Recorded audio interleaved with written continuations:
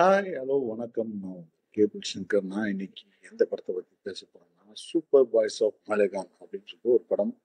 இந்த படம் சில நாட்களுக்கு முன்னாடி, சில மாதங்களுக்கு முன்னாடி வச்சுக்கலாம். மாதங்களுக்கு முன்னாடி படம் திரையரங்கில் ரிலீஸ் ஆச்சு. ரொம்ப லிமிடெட் தியேட்டர்ல ரிலீஸ் ஆச்சு. லிமிடெட் தியேட்டர்ல ரிலீஸ் ஆனதுக்கு அப்புறம் இந்த படத்தை நிறைய பேர் நல்லா இருக்குன்னு சொன்னாங்க. ஒரு சில தியேட்டர்ல சப்டைட்டில் இல்லைன்னு சொன்னாங்க. நான் அந்த படத்தை பார்க்காம இருந்தேன். ஸோ இந்த படம் எப்படி இருந்தாலும் ஓடிடில வந்துரும். நல்லா இருக்குன்னு சொல்லிட்டாங்க. கடைசியில பார்த்தா இந்த படத்த ப்ரொடியூஸ் பண்ணியிருக்கிறதே அமேசான் தான் ப்ரொடியூஸ் பண்ணியிருக்காங்க. அமேசான் ப்ரொடியூஸ் பண்ணி அந்த படத்த சின்ன ரிலீஸா தான் பண்ணியிருக்காங்க. பெரிய ரிலீஸ் பண்ணல அவங்க.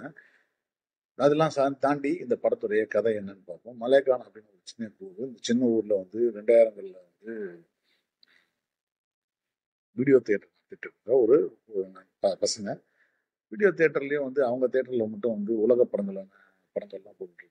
நிறைய பெரிய ரிச்சர்ட் பட்டன் படங்கள்லாம் போட்டுட்டு இருக்காங்க. அங்க ஒரு சினிமா மீது ஆர்வம் உள்ள ஒரு சில இளைஞர்கள் ஒண்ணா சேர்ந்து பண்ணிட்டு இருக்காங்க. அந்த தியேட்டர்ல மட்டும் கூட்டம் வரலன்னு சொல்லிட்டு அதுக்கு இன்வெஸ்ட் பண்றவங்க அண்ணன் சொல்றாரு, இந்த மாதிரி நல்ல படம் இதை போட்டா யார் பார்ப்பாங்க, லோக்கல் மக்கள் பார்க்குறாங்க, ஒரு படம் பார்க்கணும் அப்படின்னு சொல்லும்போது, சரி ஒரு படம் போடுறாங்க. போட்டு அந்த படம் ஹிட் ஆகும்போது அந்த ஊர்ல ஒரு ரைடு வந்துருக்கு.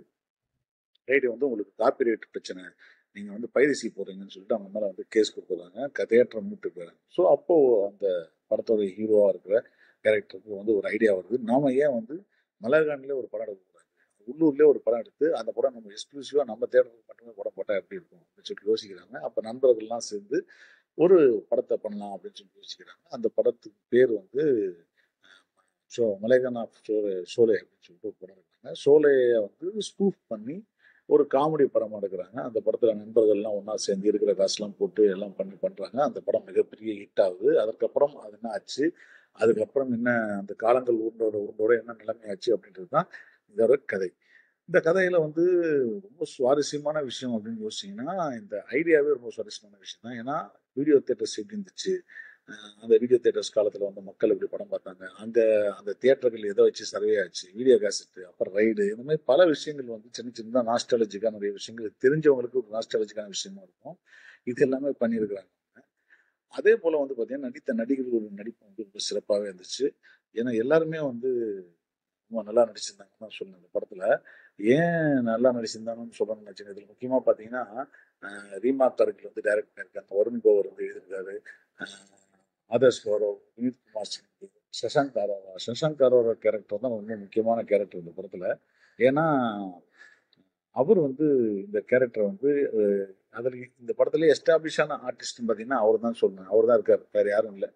ஸோ அதனால இந்த படம் இன்னும் ஒரு ஒரு பங்கு அவருடைய பொறுப்பு ஜாஸ்தியாகுது.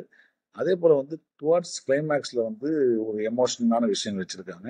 இன்னைக்கும் இந்த மலைகான் படங்களை பத்தி, இண்டிபெண்டன்ட் ஃபிலிம்ஸ் பத்தி, லோக்கல் ஃபிலிம்ஸ் பத்தி ஒரு டாக்குமெண்ட்ரிஸ் இருக்கு. அந்த டாக்குமெண்ட்ரி அடிப்படையா வச்சு தான் இந்த படத்தை எடுத்திருக்காங்க. ஸோ அதனால இந்த படம் பார்க்கும்போது ரொம்ப அத்தன்டிசிக்கான விஷயம். இன்னைக்கும் அந்த இளைஞ அந்த அந்த மலைகாலில் படம் எடுத்த ஆட்கள் இன்னைக்கு யூடியூப்லயும் வேற ஒரு மீடியாக்கள்லயும் லோக்கல் படங்கள் எடுத்துட்டு இருக்காங்க.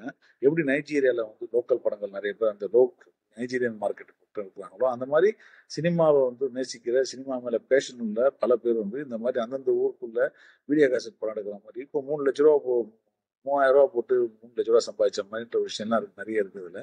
ஸோ இந்த படத்தை நீங்க அமேசான் பிரைம்ல பார்க்கலாம். ரொம்ப இன்ட்ரெஸ்டிங்கான படம், நல்ல படம்.